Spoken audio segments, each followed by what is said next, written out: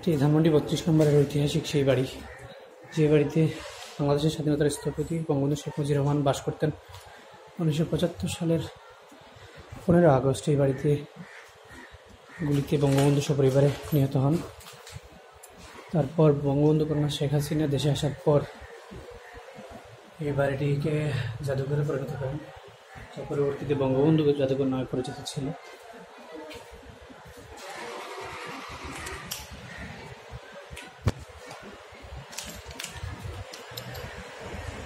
প্রত্যেকটা রুমই হচ্ছে আজ 7 আগস্ট